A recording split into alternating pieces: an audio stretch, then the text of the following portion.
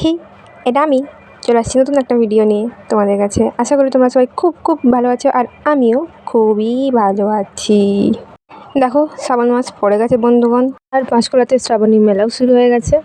কোনো বছরই আমি ভালো বর পাওয়ার জন্য শিব বাবার মাথায় জল ঢালিনি, তাই এই বছরও শিব বাবাকে স্কিপ করে আমি চলে গেলাম মেলায়। कौन है ये लोग? कहाँ से आते हैं? এবার চলো দেখি মেলায় সুন্দর বর পাওয়া যায় কিনা। অনেকক্ষণ দাঁড়িয়ে দাঁড়িয়ে মেলার গেটটাকে দেখছিলাম, ভাবলাম বিয়েতে এমনই গেট সাজাবো। শুধু বিয়ের গেট সাজালেই হবে না, তার জন্য খুঁজে বের করতে হবে একটা পাত্রকে।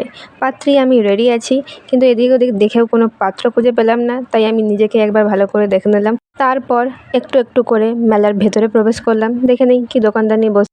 ভেতরে ঢুকতে না ঢুকতেই যেই দোকানটা প্রথমে চোখে পড়লো সেটা হলো মেলার আকর্ষণ হরেক মাল। মাত্র 6 টাকা, 6 টাকার হরেক মাল, কিন্তু এখানে হরেক রকম কাস্টমার ছিল না।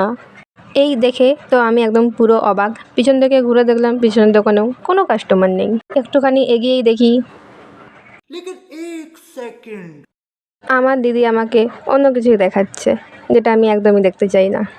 আমাকে ওইসব ভুলভাল জিনিস দেখিয়ে নিজে চলে গেল হস্তশিল্পের দিকে, যেখানে জিনিসপত্র খুবই ভালো ছিল, কিন্তু পকেটে পয়সা না থাকায় বেচারা আমাকে বলছে চল চল এখান থেকে চলে যাই।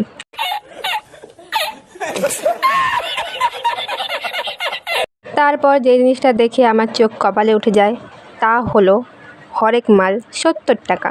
কিন্তু বন্ধুগণ, এই হরেক মালের দোকানেও কোনো লোক ছিল না। মানে হরেক মাল 5 টাকার জায়গায় কাকু বর্ষায় 1 টাকা দাম বাড়িয়ে দিয়েছে, তাতেই কোনো লোক নেই। এখানে হরেক মাল 70 টাকা নিয়ে একটা কিছু আর বলছি না আমি। হরেক মাল 5 টাকাই আমার চাই। A few moments later. এদিক ওদিক সেদিক চারদিক খুঁজে নিলাম, কোথাও 5 টাকা দেখতে পেলাম না। তারপর দেখি দূরে আমার দিদি পিছনে দাঁড়িয়ে কিছু একটা করছে। তারপর দেখি এত লোকের পেছনেও দাঁড়িয়ে দাঁড়িয়ে ব্যাগ দেখছে। তোমরাও দেখো কি ব্যাগ দেখছে। কিন্তু মেলাতে এমন কিছুই কিনবো না যে আমাদের ব্যাগের প্রয়োজন হবে, তাই ওখান থেকে সরেই গেলাম।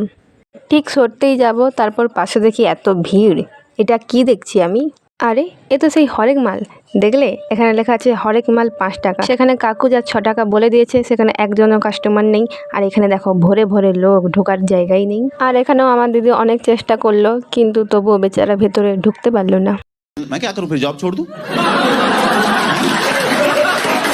জীবনটা আমার এমনি আচার হয়ে গেছে, তাই মেলা থেকে এক্সট্রা করে আর আচারটা কিনলাম না। আর হ্যাঁ, এখানে আচারের সাথে সাথে শুকনো পাঁপড়ও আছে, যেটাকে তোমরা তোমাদের এক্স ভেবে তেলে ফ্রাই করতেই পারো, কোনো অসুবিধা নেই।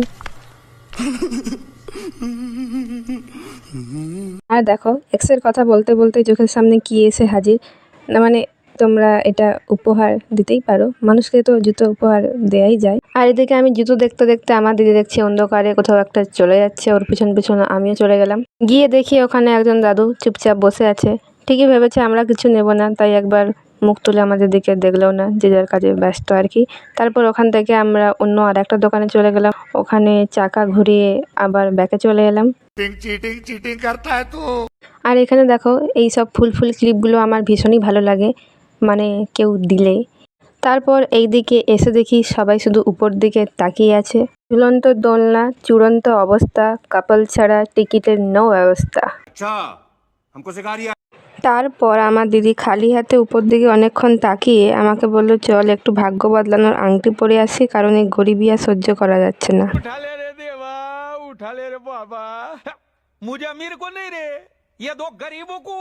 এখানে বিভিন্ন রকম ভাগ্যের বিভিন্ন রকম আংটি আছে। ও একটা আংটি পরে নিচ্ছিল, আর আমি আমার আঙুল ফাঁকাই রেখেছি, কারণ আমার বরই ভাগ্য হয়ে আমার জীবনে নেমে আসবে। বলতে বলতেই দেখো সামনে কি দেখছি। আমি যেদিকেই যাই সেদিকেই শুধু কাপল দেখতে পাই। ওসব ছেড়ে ছুড়ে আমরা চলে এলাম একটা সোনার দোকানে, কারণ সোনার দাম যে হারে বাড়ছে, শোরুমে গিয়ে তো আর সোনা কেনা যাচ্ছে না। আর এই দোকানে তোমরা কোনো রকম ভেজাল পাবে না, একদম খাঁটি সোনা পাবে। আর এইদিকে আমার দিদি বলছে ওসব সোনা দানা ছাড়, বৃষ্টি হচ্ছে বাড়ি কি করে যাবি। তারপর ও একটা অটো নিয়ে এদিক সেদিক চালিয়ে দেখছে যে সব কিছু ঠিকঠাক আছে কিনা, আমরা বাড়ি পৌঁছাতে পারবো কিনা। তারপর দেখলাম একটা সুন্দর ছেলে একা বসে আছে বাইক নিয়ে। ভাবলাম ওর বাইকের পেছনেই চেপে যাই, ও আমাকে ঠিক বাড়ি পৌঁছে দেবে। আমি বাইকে ঠিক উঠতেই যাব, তারপর দেখা আমার হঠাৎ বান্ধবী ললিতার সাথে। ও তো আমাকে দেখে পুরোই অবাক। বিয়ের পর দেখি একটু বেশি সুন্দর হয়ে গেছে। এবার ভাবলাম না, আমাকেও সুন্দর হতে গেলে এবার তাড়াতাড়ি বিয়েটা করে ফেলতেই হবে। তারপর চোখ গেল অন্যদিকে, ঠাকুমা ভাবছে মেরা ভি এক টাইম থা দোস্তো। ঠাকুমার দুঃখকে মনে রেখে আমরা চলে গেলাম ফুচকা খেতে। আর এই দিকে হয়ে গেছে এক কাণ্ড, ফ্রি দেওয়ার আগেই আলু শেষ হয়ে গেছে। কাকু বলছে ফ্রি নিতে গেলে আলু মাখানো পর্যন্ত অপেক্ষা করতে হবে। বললাম না, তুমি মাখাও আস্তে সুস্তে, যতই দেরি হোক আমাদের কোনো অসুবিধা নেই, ফ্রি নিয়ে তারপরে ঘর যাব। আর দেখো এতক্ষণ দাঁড়ানোর পর কাকু দিয়েছে একটা ফ্রি। কাকুকে বললাম না আর একটা দাও, নাহলে তো যাবো না।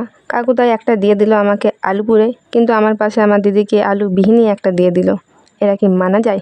সে যাই হোক, যেটা পেয়েছি ওটা নেই সন্তুষ্ট হয়ে ঘর যেতে হবে। তারপর মেলা থেকে ঠিক বেরোতেই যাবো, আমার দিদি বলছে খালি হাতে তো ঘর যাওয়া যাবে না, তাই মেলার মিষ্টি নিয়ে চললাম আমরা বাড়ির দিকে। মেলার মিষ্টি কাকে বলে সেটা তোমরা কমেন্টে জানিয়ে যেও। যেই উদ্দেশ্য নিয়ে আমি মেলা গিয়েছিলাম সে তো আর পূরণ হলো না। ভেবেছিলাম পাত্র পেলে বিয়ের সমস্ত জিনিসপত্র মেলা থেকে কিনে নেব, সোনা দানা বাড়ি গাড়ি সব কিছুই, কিন্তু পাত্র না পাওয়াতে অগ্রিম কিছু না কিনে আমরা চললাম বাড়ির দিকে। তোমরা কি দেখছো আর? ব্লগ শেষ, বাই।